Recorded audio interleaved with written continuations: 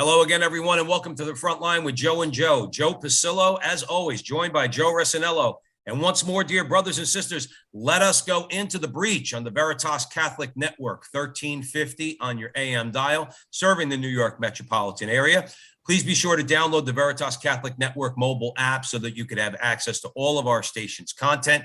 And also, please be sure to follow Joe and I on social media, wherever you find us, where you can click or share or like or whatever the case might be, can help us out a little bit. That would be greatly appreciated. And today, we are very pleased and honored to be joined by political science professor Patrick Deneen. And most of you out there know who Professor Deneen is. However, all right, I would like to give Professor Deneen a little bit of an introduction. Patrick Deneen is professor of political science and holds a David A. Potenziani Memorial Chair of wow, that was a mouthful, of Constitutional Studies at the University of Notre Dame. Prior to joining the faculty of Notre Dame in 2012, he taught at both Princeton and Georgetown. He also, before then, served as principal speechwriter and special assistant to the director of the U.S. Information Agency, Joseph Duffy. His intellectual interests and publications are ranging, including ancient political thought, American political thought, liberalism, which we're going to be talking about today, conservatism, which we're going to be talking about today, religion and politics, and literature and politics. He's written 4 books and edited 3 others.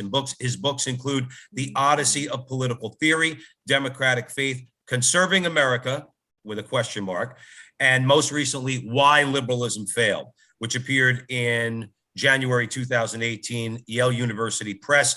By the way, Why Liberalism Failed has now been translated into 20 languages. I think that means it's an important book.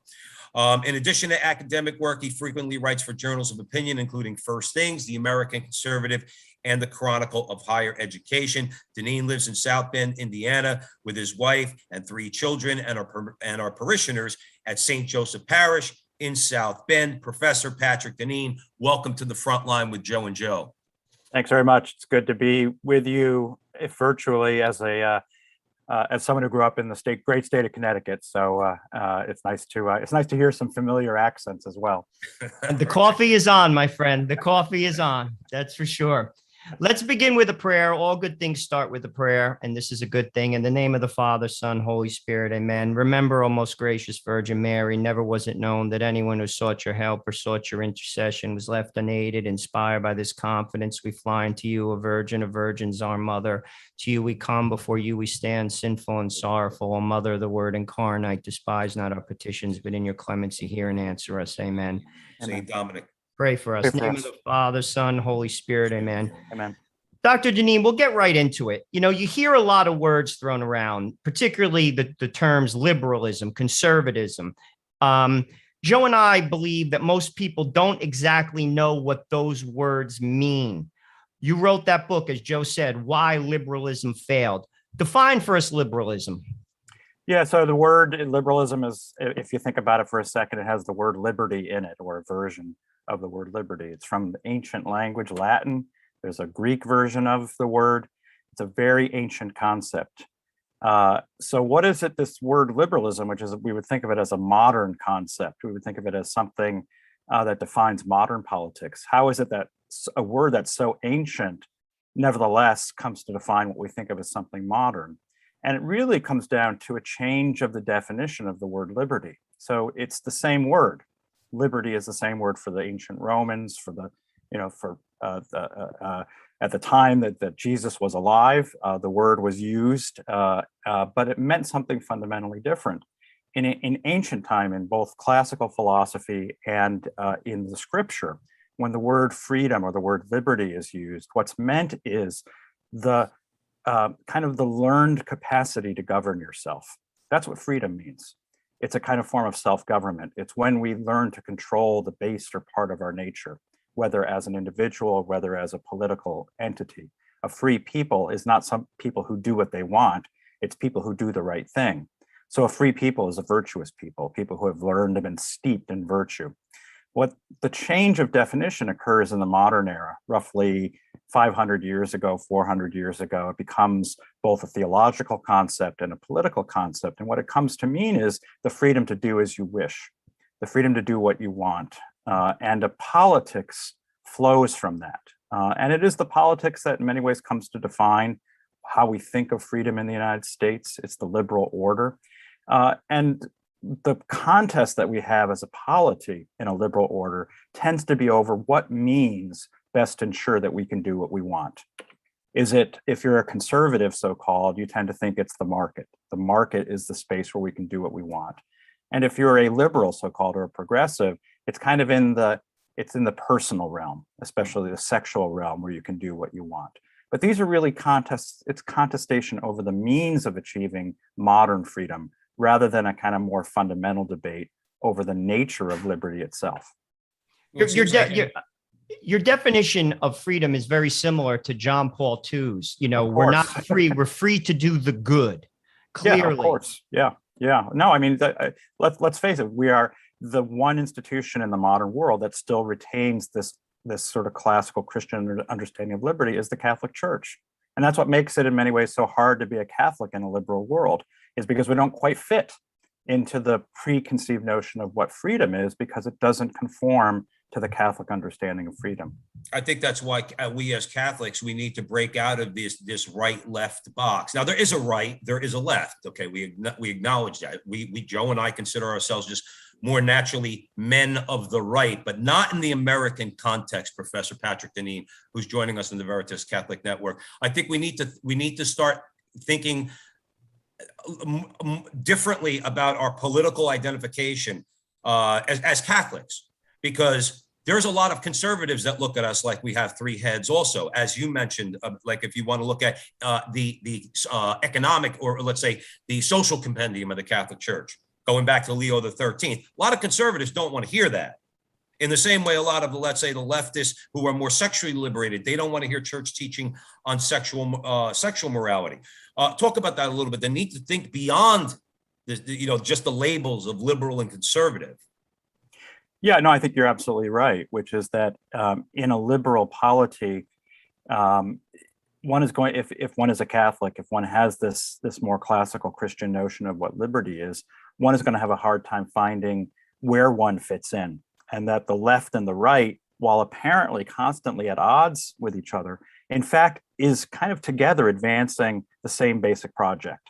So we have an oscillation of which party, which left and which right is governing us at any given time. And nevertheless, all of us have a feeling like the ratchet wrench only moves in one direction. There's only more and more of this kind of, the form of liberty, which becomes increasingly a kind of libertinism, that comes to define our world today. And so when we look around us, if we just look around us today, we just kind of see a kind of rolling, unfolding catastrophe that neither party, neither side of the political spectrum is genuinely able to challenge or confront, precisely because they don't have these concepts or understandings. So as Catholics, and particularly as American Catholics, in which we are, we entered a tradition that was in certain senses foreign to us. And our grandparents understood this. They understood they were coming into not just a foreign country, but one that was really founded on fundamentally different concepts. And at the time that our grandparents and great-grandparents came to America, they understood that there was going to be the need for a kind of evangelization. I think we've lost that sense that we are here to evangelize even fellow Christians, if they're Protestants, to understand not just, we have certain, by their view, bizarre ideas about the Virgin Mary or strange views about the saints. We have a fundamentally different understanding of the human person and human destiny. And I think the kind of political crisis, the social crisis, the economic crisis that we see unfolding around us is a direct consequence of the false anthropology, the false assumption of human nature that we see. And what is going to be the resource to correct that? I think there's only one, and it's going to be those who understand this Catholic understanding of the human person. I couldn't agree with you more. And we stress that constantly. It all comes down to that. We were made to love God, serve God, and be with him forever. And something breaks when we don't go along with his will, whether you're at the top of the society or the bottom. We say this constantly. The laws of God apply to you whether you acknowledge them or not. And I want to get, with that said, something you said about liberalism. that to do what you want is at the core, I think, of the political left in America. But that doesn't work. You can't have a society. You can't even run a house. As a father, I have 4 children. You can't even run a house like that, never mind the country. It's the idea of I will not serve. And it's the word authority that cannot be grasped, even within the church. Obedience, Our Lady, she was obedient. Talk about the need for both authority as well as obedience. So, yeah, I would say the liberal understanding is that essentially all forms of authority that aren't chosen by the individual. This comes back to the idea of consent, right, that we have laced through the American liberal understanding. All authority that isn't chosen is illegitimate, right? You go back to the Declaration of Independence. This is the argument of the Declaration, right? We were under the authority of the king. You could say that it's deeply steeped in the American sensibility that anyone who has authority probably has it for reasons that are arbitrary, capricious, and unjustified. It undermines the very legitimacy of the idea of authority because it links authority, because this liberal understanding links authority to the idea that it's illegitimate. And this, again, is where I think a Catholic understanding, and again, we could also point to the classical tradition, Aristotle, Plato, and so forth. These understandings point that there's legitimate authority and there's illegitimate authority. It's not just a question that authority is illegitimate. There are legitimate forms of authority, and those forms of authority have to be guided by certain principles. And as Catholics, we would point to the natural law as well as scripture. But we could point to those principles that are understandable through reason, not simply through faith, that are authoritative. And these have to do with things that you were just mentioning, very basic things, commonsensical things, a parent's relationship to children, but also a political ruler's relationship to the people. And there's legitimate forms of political authority and there are illegitimate forms of political authority. But I think if you think about the American sensibility, we tend to be mistrustful of political authority, in part because we don't have a good concept of what legitimate authoritative political decisions and the basis for politics actually looks like. And this is, again, where I think, again, a Catholic understanding can really serve as a corrective to this, I think, fallacious, you could say, instinct that has been laced into the American sensibility, whether you're a Catholic or not a Catholic. Mm-hmm. So it undermines our own ability to serve as witnesses. Patrick Deneen is joining us here at the front line with Joe and Joe Pasillo, Joe Rossinello on the Veritas Catholic Network, 1350 on your AM dial. Professor Deneen, you wrote the book. So very quickly, how has liberalism failed? So the argument in my book is, it's very simple to sum up, given everything I've just said. So that's a long introduction. But the conclusion is that liberalism failed because liberalism succeeded. In other words, everything I just described as at the basis of liberalism, the freedom to do as you wish, once that succeeds, of course, then it fails because it's a false understanding of the human person and it leads to catastrophic outcomes in the social order. And we can see this again with the undermining. I mean, we'll just point to one example. I think it should resonate with those, I think, who retain a kind of, let's say, more traditional Catholic understanding of the family. When the family structure breaks down, and then what is the family structure? Of course, it's the relationship of parents and children, but it's also the relationship of grandparents to grandchildren, of cousins to cousins, of siblings to siblings. You could say one of the things the family and life in a family teaches us is the interconnection of the generations, how our particular moment in time is not just sort of sequestered and isolated, that we're just monads swimming in this disconnected ocean of time, that there's a deep connection in the temporal realm. And that connection is experienced by most of us, not by reading history books, but by experiencing it in and through our relationship with grandparents, with children, with parents, and with grandchildren. And if you're blessed, great-grandchildren. This is the palpable way that most of us experience the continuity of time. And this then is the source by which we learn, in the deepest sense, we learn the sense of duty and obligation to those who have come before us, who have made our lives possible, who have made our opportunities possible. And it also imbues in us, especially those of us who are heirs of those actions and contributions of our forebears, it imbues in us a sense of gratitude to those who have come before us. Now, does that describe our civilization today? Is it one of duty and obligation, as well as gratitude and thanksgiving? I think we are, in some ways, you could say we are the picture perfect opposite of that, a kind of a dismissiveness, especially toward the past. But any society that's dismissive toward the past is also, by definition, dismissive toward the future. It just kind of discounts the future as in any way relevant to me, because it means we've lost the sense of gratitude and obligation that I think are bound together when the temporal sphere is bound together. So how has liberalism failed? It's failed in part because it's failed to do the basic thing of civilization, which is to connect us intergenerationally, in and through and across time, through these relationships that begin and are most palpable in and through family life, but then of course spill out into our civic life, into our communal life, into the sense that we have obligations. I grew up in Connecticut. I grew up surrounded by beautiful churches. The Waterbury Church, I would drive by that all the time, that beautiful cathedral. I grew up in a town, Windsor, Connecticut. Italian and Irish, Polish immigrants built that church, St. Gabriel's Church. These people built this church, many of them never expecting to ever be able to worship in a completed church.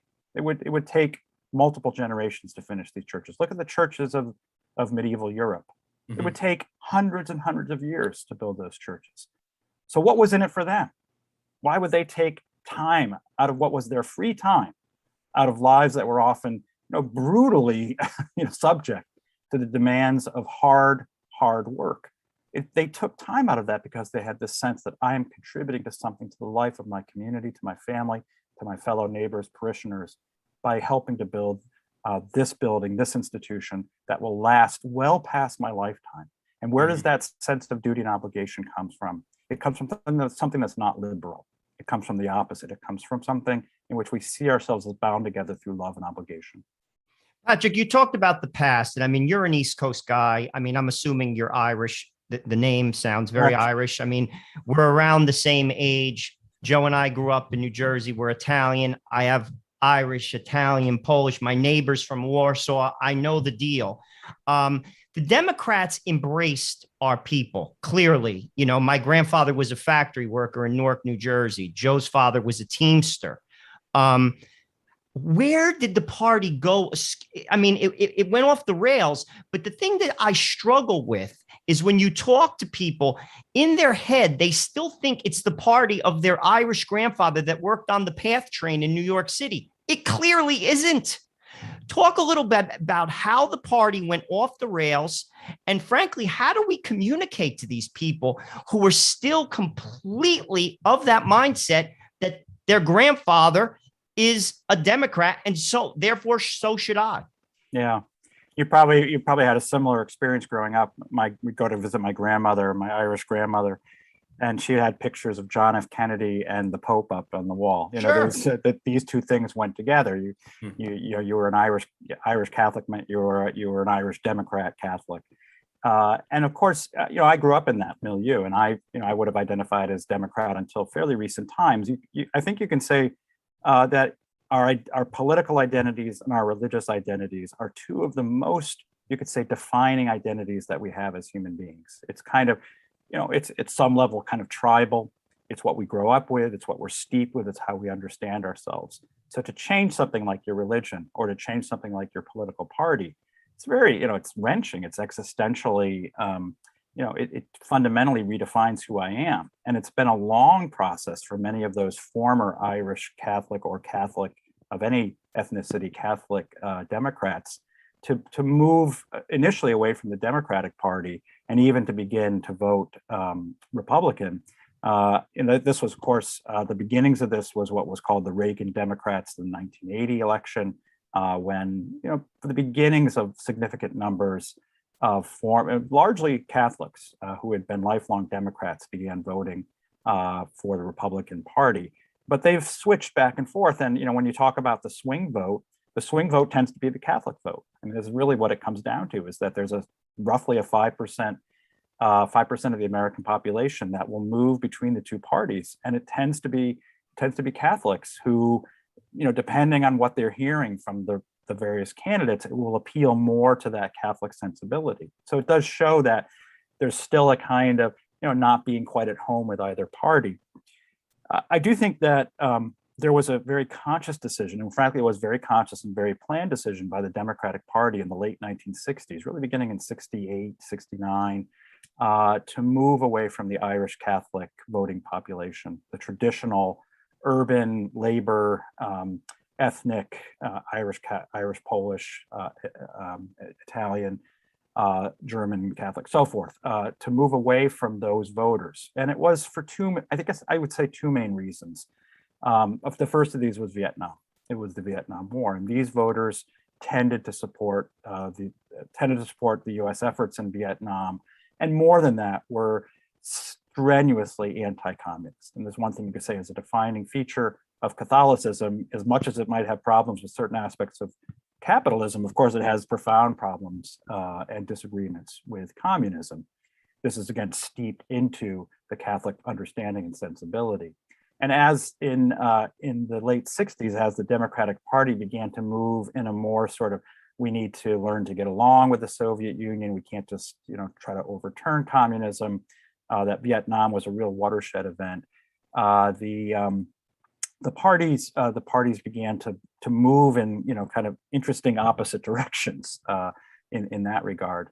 And the other reason is civil rights. You had many urban, largely lower middle class to poor Catholics who were living in areas where the elites decided this is where integration was going to take place, that busing was going to take place in the neighborhoods, not where the elites lived. And this ended up really, so you had kids being bused, 20, 30, 40, 50 miles away in order to integrate the schools, but it wasn't affecting the upper classes. It was affecting especially a lot of these Catholic neighborhoods. And so in fact, if you look at the tradition of Catholics during the Civil Rights era, and we can point to my own, what would have been my Notre Dame's president, Father Ted Hesburgh, Catholics were in the forefront of the civil rights movement and arguing for the need to recognize the dignity of every human being. But the political effects of what was being done and how this was being done had a very divisive impact if you look back on those years of the late 60s and early 70s. And so a decision was made in the late 60s that the Democratic Party was going to move away from that voting base that had been their bread and butter since FDR's presidency, if not before, and begin to attract especially younger voters, college students who were protesting the Vietnam War, women voters, especially single women voters, African-American voters, the change of the two parties in that respect, and then just more progressive, more hippie type voters. And we can see the fruits of this now. I mean, it's literally that the parties have kind of have switched, that the old Democratic Party has increasingly moved to the Republican Party. But this is, and I'm sorry to go on at length. No, it's good. It's very good. The history is fantastic. But it is a really interesting history because, of course, it's had profound effects on the Republican Party. The Republican Party had to, in some ways, bring in a group of people that was not part of its original DNA. And among other things, these people were not necessarily as hardcore libertarian on economic and other spheres. So the Republican Party tended to be the more country club, upper class. Once you bring in all these sort of old Democratic Catholics into the party, the Republican Party starts to develop this internal kind of a split. And I think, it really took until 2016 for this to really manifest itself. And you had Donald Trump running on what was incredibly sort of against the Republican orthodoxy, arguing for things such as, we needed to keep social welfare benefits. We weren't going to cut Social Security. But he didn't run on the tax cut agenda. He ran on, we're going to have broad-based social welfare policy for every citizen, not targeted at particular populations, but a broad safety net for every citizen, every working class citizen especially. But also that we were going to cease the kind of foreign adventurism overseas. Again, we're seeing interesting consequences of that, of course, in recent days. So it introduced an element into what had been a kind of traditional Republican Party of the country club Republican Party. And we've seen now the transformation and changes of the Republican Party much more recently and much more profoundly just in the last several years. I think it's important to know. Tell me what you think about this, Professor Deneen. Patrick Deneen is joining us here at the front line with Joe and Joe Pasillo and Joe Resinello on the Veritas Catholic Network. I heard an interesting one. I remember, and I was not as politically minded and certainly not as Catholic in 1996 as I am now, okay? But I heard an interesting one that Donald Trump's presidency, his election in 2016, was really the election of Pat Buchanan and his ideas that 20 years prior had been rejected by the Christian evangelicals, by the Ralph Reeds of this world. No offense to Ralph Reed, but that's just the way it is, okay? Pat Buchanan represented something different. So yes, on family and on abortion, yes, we're with you on that. But you're too Catholic on those economic questions. Comment on, we have about maybe 2 minutes left before the break. I love your comments on that because I heard that and I said, wow, that's pretty interesting. Donald Trump is actually our first real Catholic president, or was anyway. Yeah, I probably, if I could go back and do things, I'd rather have had Pat Buchanan as president than Donald Trump. But I think this is absolutely right, that Donald Trump, I think it just pure intuition. I don't think it was grand strategy on his part. I think he just intuited, as a businessman would, that there was a market that wasn't being served. And Pat Buchanan was the original one to identify this market. And he's someone who came out of this Irish Catholic world. I mean, he was a student. I think he was expelled from Georgetown. This was always a bit of a interesting history when I was teaching at Georgetown, was to talk about how Pat Buchanan refused to come back to campus after having been bounced from campus.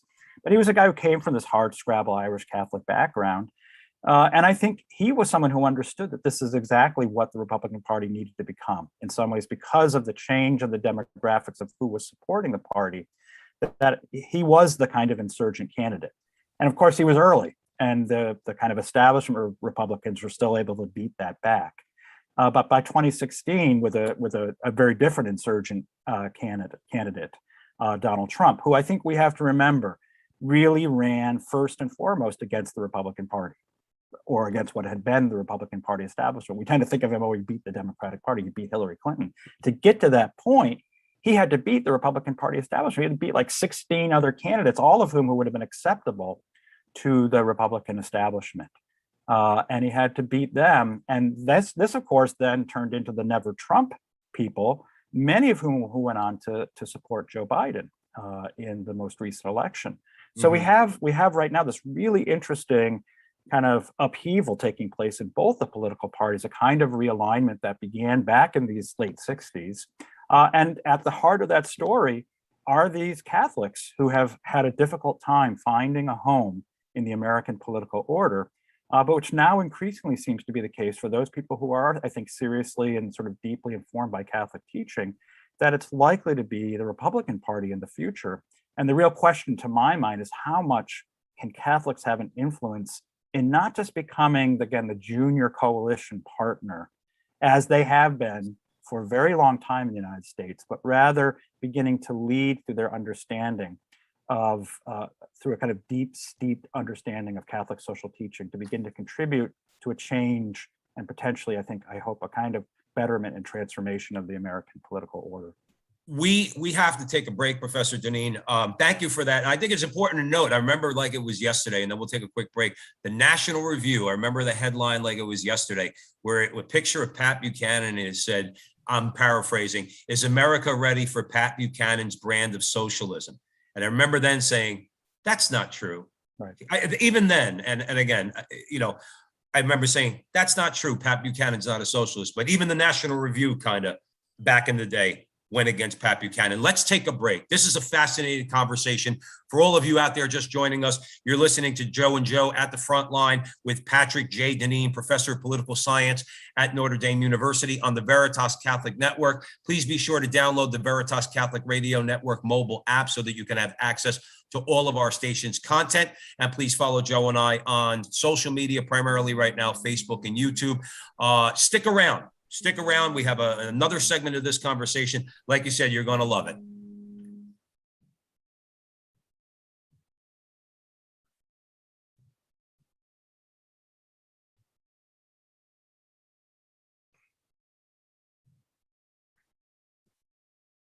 Welcome back, everyone, to the front line with Joe and Joe Pasillo and Joe Resinello. Weigh in the breach on the Veritas Catholic Network, 1350 on your AM dial, serving the New York metropolitan area. We're having a fascinating conversation with Professor Patrick J. Deneen from Notre Dame University. And with that, I'm going to hand that over to Joe Resinello. Dr. Deneen, you said something on the other side of the break that I wanted to bring up with you. You talked about the Catholic vote, how it could be the swing vote. It seems to me that within the Catholic vote, there's a split too. There's almost this idea of like the American Catholic who can vote, say, for a pro-abortion candidate. Like to me, people say I'm a one-party voter. Well, that's a big issue. Just like I wouldn't vote for someone who's for slavery. I wouldn't vote for you, no matter what. I don't care what else you have to say. Talk about the Catholic vote and this split that has taken place in it, and the need to basically, I guess, to catechize this vote, ultimately for the salvation of souls, never mind political power. Talk a little bit about that. Yeah, so I mean, I wrote this book in 2018, Why Liberalism Failed, and I think this is the first time I'll say this in the almost 3 years since I've been talking about this book. I really wrote this book mainly and primarily for my fellow Catholics. I'm very happy that many other people discovered it and think there's something of value in it. But I really wrote it for fellow Catholics, and for the following reason. What I really wanted fellow Catholics to understand was that in the United States, in the political configuration that we have before us, you're forced to choose, in a sense, between two forms of liberalism, between a kind of right liberalism and a left liberalism. That this tends to be the kind of the way in which the American political order has split up the political pie. And this is why I think for many Catholics, they find themselves in a kind of position of not being, feeling completely at home in either political party, precisely because it asks you to compromise on a position or positions that run deeply against what would be your fullest commitments. Now that I'm speaking now about the Catholics who are at least reasonably well-formed, don't feel at home. But I think something else has happened. I think it's palpable in the last 20, 30, 40 years, certainly with my generation and especially my kids' generation, which is that the more that we, in a sense, of Catholics have been catechized by this American political order and this American culture, I think the less we feel this internal division, the sense that neither party is where we can feel at home, because neither conforms to our Catholic understanding. In other words, I think we've been catechized by a liberal order to understand ourselves primarily in terms of that liberal order and to divide ourselves as a faith and as a church in accordance with that liberal order. And so we now call ourselves a left Catholic or a right Catholic. But that means you're not being really a Catholic. You're not being fully a Catholic because to be fully a Catholic means you can't conform and compromise in some various areas where that runs completely counter to the faith. And of course, I think this is most clear and most obvious on the issue and the matter that you put before us. I mean, there's just no room for any dubiousness, which is on the question of life and on abortion. There's just simply, to be a Catholic is to be in favor of human life from conception until natural death. That's not a debatable point. It's just a fact. And when you hear, so-called left Catholics today, Democratic Catholics, sort of hemming and hawing on how their pro-choice position conforms to their Catholicism, this is just a lie. And it's a kind of lie that's happening at the level of kind of an intellectual effort to conform what is supposed to be their faith to this political position, but they no longer see this as a kind of internal conflict. If for them, they have fully acclimated to this liberal worldview. So as I say, I wrote this book in part to help my fellow Catholics, especially American Catholics, to understand that we have been colonized. Our faith, our church has been colonized by a kind of foreign faith, if I can put it in that sense. And we need to understand that the costs of this, right, isn't just, of course, it's not just political.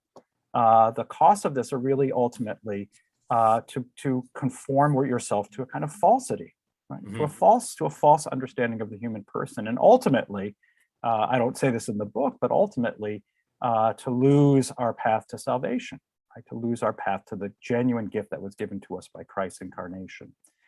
So I think that this is the area in which we can't catechize this culture as Catholics, in significant part because we have been colonized or catechized by this culture, by this political and social order, that we need to learn. We need to re-educate ourselves on how we can be genuine witnesses in confronting these falsehoods. That's one of the reasons. We're so happy you're saying that, Professor Deneen, because it's one of the reasons why Joe decided to start doing our show 3 years ago, both on social media and now we're on the Veritas Catholic Network, is for that reason. It was because not because we're the smartest guys in the room, okay, but we get what you're saying. And we all need to tell our fellow Catholics and others of goodwill, no, you're operating under false assumptions. Whether you're a left, as you said, whether you're a left Catholic or a right Catholic, okay, which you should be neither. You should just be Catholic. But you need to start challenging the assumptions of your party or your movement to say, like we've had to do that, Joe and I, we're politically conservative. We believe in free markets, okay? Not in the same way, let's say I'm not beating them up, but not in the same way, let's say a Sean Hannity does. Okay, or people like that who seem to want to, for lack of a better phrase, bend the knee to the free market, where free market's not God. God's law governs the free market, just like God's law governs our sexuality. You can't separate the two. It's a challenge, but that's one. I'm glad you're saying it because because that's what we need to do so that we educate people. I want to stay on though, Professor Deneen. I want to stay on conservatism for a minute. Okay. In an article in the Wall Street Journal, I believe it was Micah Meadowcroft, she was commenting on your ideas in an article that you had written, or it might have been about why liberalism failed, but on conservatism. She says, true conservatism, especially articulated by Edmund Burke, is driven by a gratitude towards the past, Mr. Deneen, as well as by a corresponding sense of obligation and responsibility, which we've already touched on. Where has conservatism failed in conserving that? Yeah, so actually, Micah, who's a he, and that's not just pronouns. I'll correct the record. That's okay. He was actually writing a review. It was a very generous review of a previous book that I wrote, "Conserving America?" ? Which you mentioned in your introduction. And it was a generous review. And what he was particularly commenting on, I think, was in some ways precisely what we were talking about earlier. But I can amplify some of those comments, which is that there's a real question mark whether there is a conservative tradition in America. And so going back to the 1950s, well, before this, we were talking about the late 60s earlier. In the early 50s, you had this flowering of an intellectual movement, the beginnings of a flowering of an intellectual movement. And it was especially spearheaded by eventually a Catholic convert, Russell Kirk, whose name might be known to many of your listeners. Mm-hmm. Russell Kirk, who became kind of the great grandfather, the grandfather of the conservative movement that culminated in the election of Ronald Reagan. In 1953, Russell Kirk published what had been his dissertation, a book called The Conservative Mind, which became an absolute blockbuster bestseller, reviewed multiple times in the New York Times, widely discussed. And one of the things that was discussed then, and I think maybe we don't understand why it was as discussed then, but one of the things that was discussed then was whether there was a conservative tradition in America. Because what Kirk understood is that conservatism was not, I think, what we might define conservatism as, which conservatism, I think we would think of conservatism today as in some ways a kind of mix.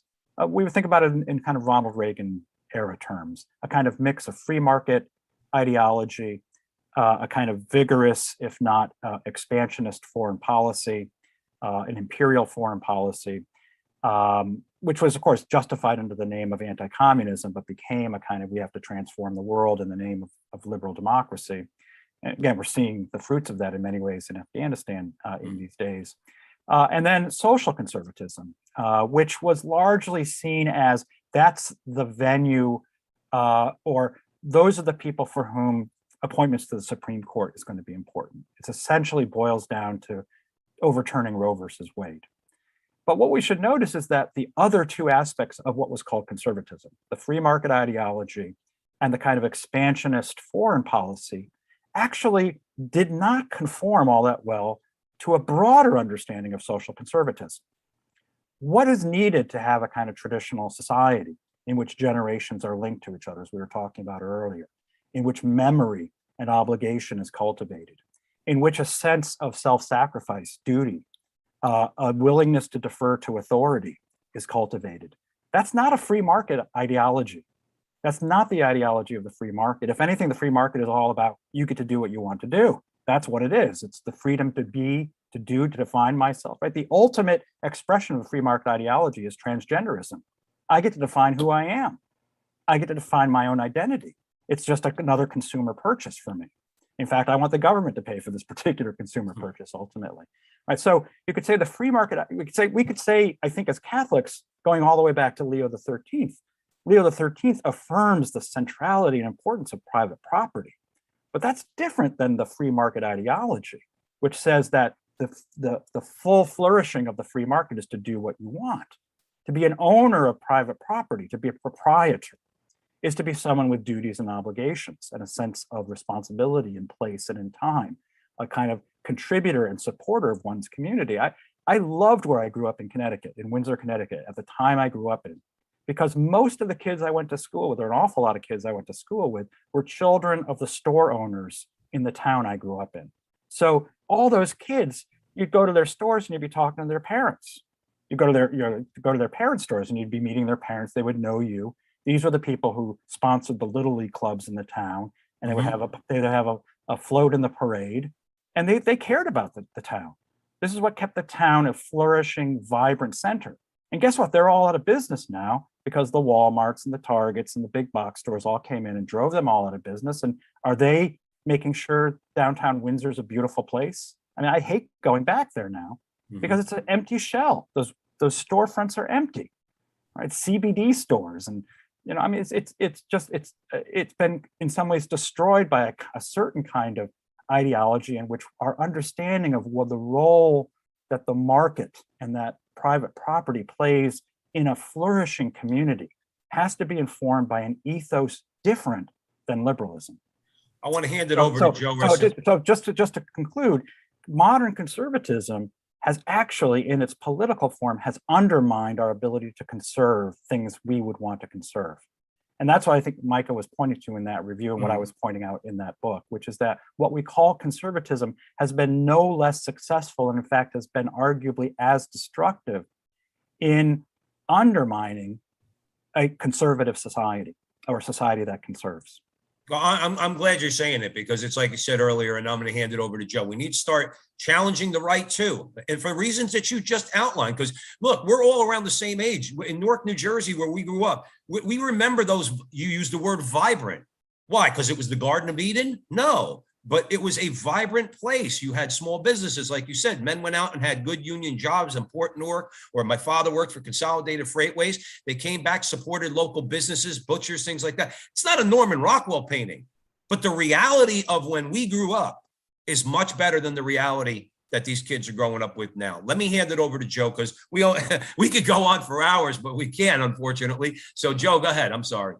Dr. Deneen, we talked to Josh Mitchell at Georgetown about a book he wrote about political identity. I'm very interested in your comments, because we see this on both the right and the left. People identify with their political party as if it's a religion. And even when their party, whether Democratic or Republican, do something fundamentally wrong, they almost cannot acknowledge it, because it's almost like they're rejecting their very self. And that is a danger. And we see it all over the news, whatever channel you decide to turn onto. Talk about this idea of this pseudo-religious venue that is associated with political identity in America right now. Yeah, so it's interesting you mentioned Josh Mitchell. He's actually a friend, a former colleague of mine at Georgetown University, where I taught for many years, and I'm very familiar with his newest book. And if you don't mind, I might adjust your question slightly. Please. to recommend to your listeners that they consider picking up Josh Mitchell's book, which is really very fine. It's called American Awakening. But what Josh is really interested in that book is to point to the ways that especially, I think, a kind of mutation, we could say a kind of natural mutation of liberalism has occurred in recent years. And it's one that we're witnessing taking place, sort of just immediately right before our eyes. And we often call it wokeism. It's kind of it's a further advance of progressivism. And it does touch on just a comment that I made in the last answer, which is the way in which something like transgenderism, sexual identity, and so forth now becomes the kind of the way in which our sort of the project of modern liberty expresses itself most fully. So modern liberty is the ability, the capacity to do what I want to do. Well, what are some of the things that most minimize or limit my natural, or what we believe to be our God-given liberty to do what I want? Well, it's things like my biology. My biology is this kind of hard limit to do the things that I want to do. So what becomes the next step in the movement of liberalism is to say there is no limit. There is no biological limit to being what you want to be. So if you want to change your gender, if you want to have a child outside of the human biology, if you want to breed children in little containers, this is all, of course, the next step that we're seeing taking place before us.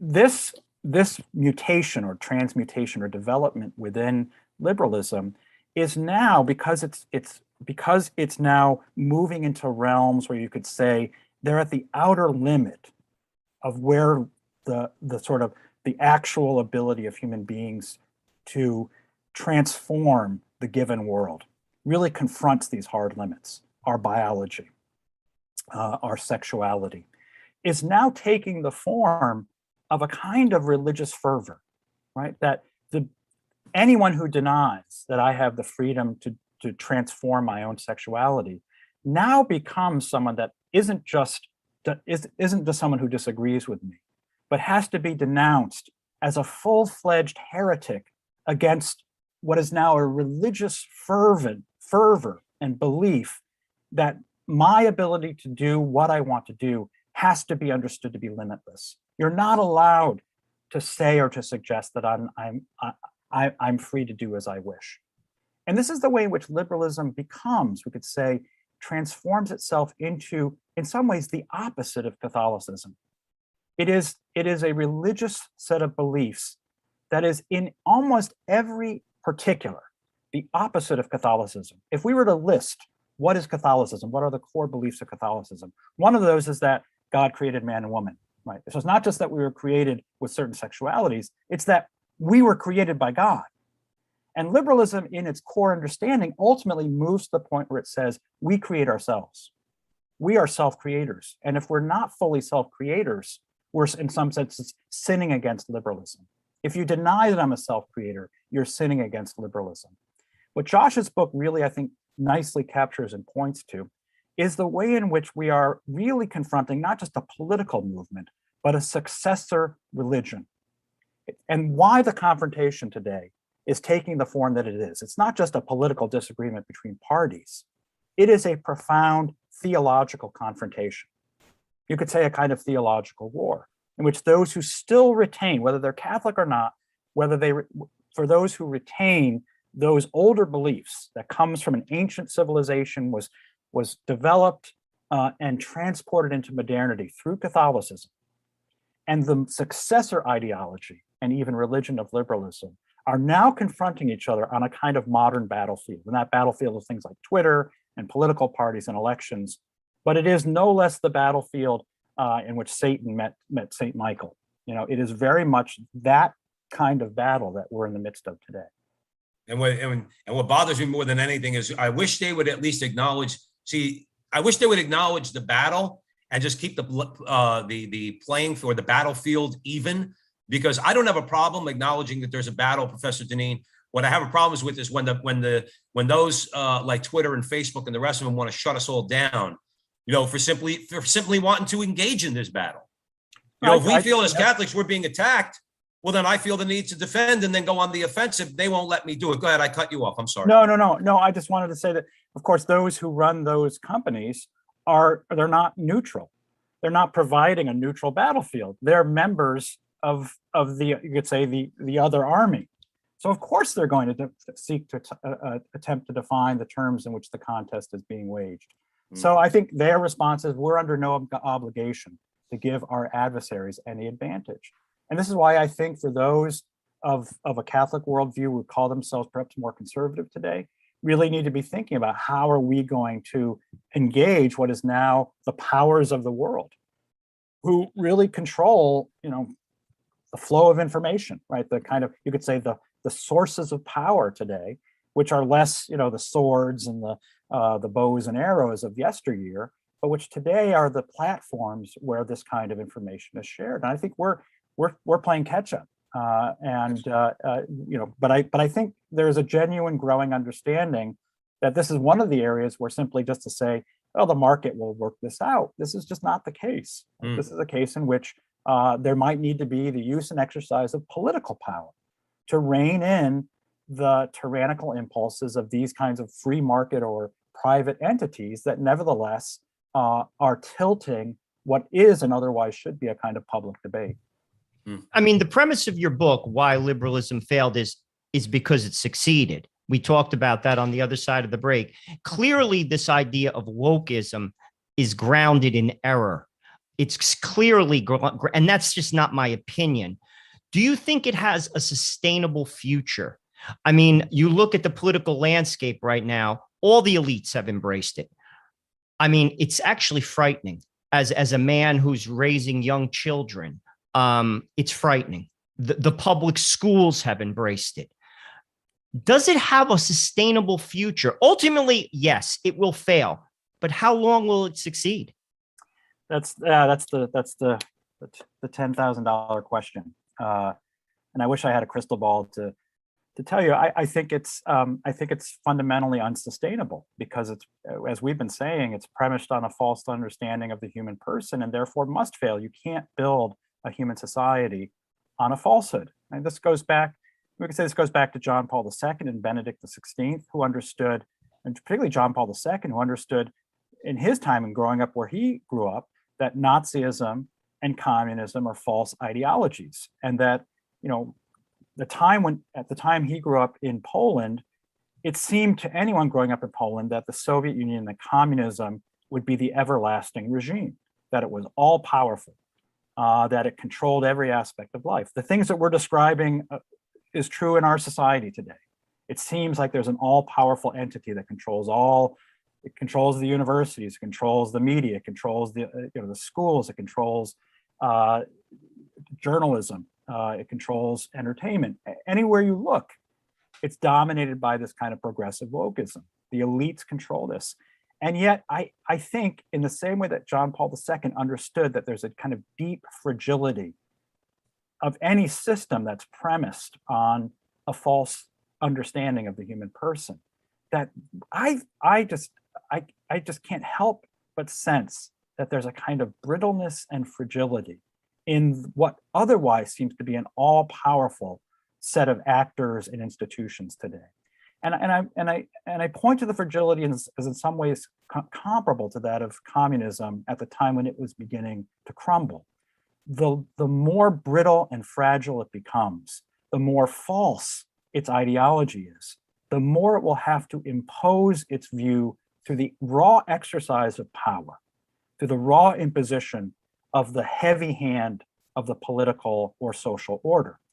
So you could say communism was in some ways at its most powerful when people believed in it, right? When people weren't actively fighting against it, when the Soviet citizens were all in on it. And as its falsehoods became more and more clear, people became disillusioned.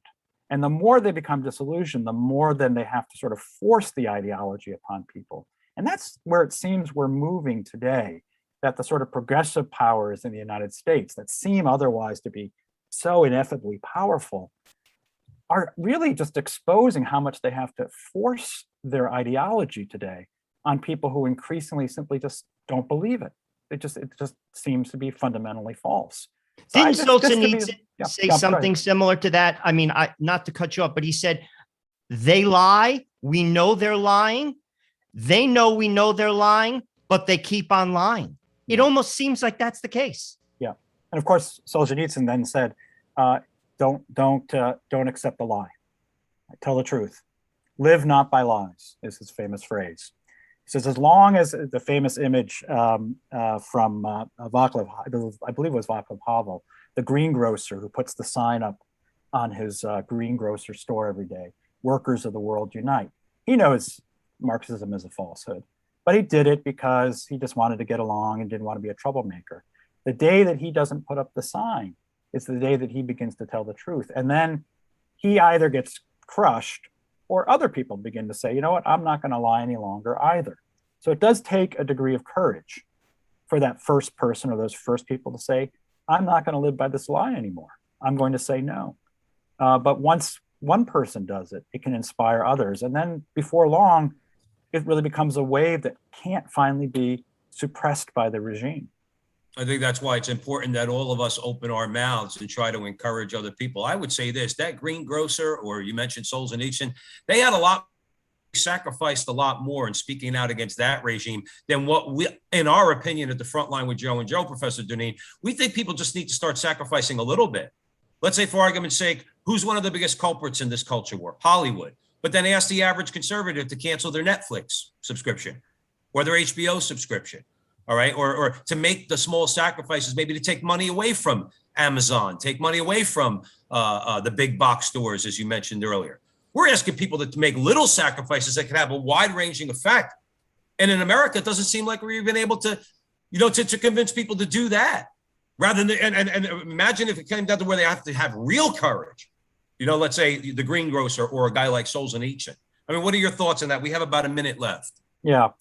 Well, I think it's absolutely right. And I do hope that people begin to awaken to the need to exercise the power of the purse in this case, to rein in to the extent that they can through their individual choices as consumers, to begin to act out their beliefs in the economic sphere.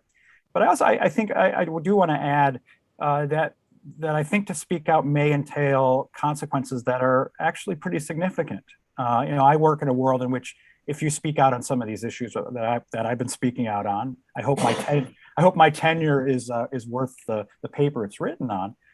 In which I increasingly someone like me could be fired from a position, academic position, a business position, and we've seen people fired from various tech companies, Google, Microsoft, so forth, for speaking out about things like gender, speaking out on things about sexuality.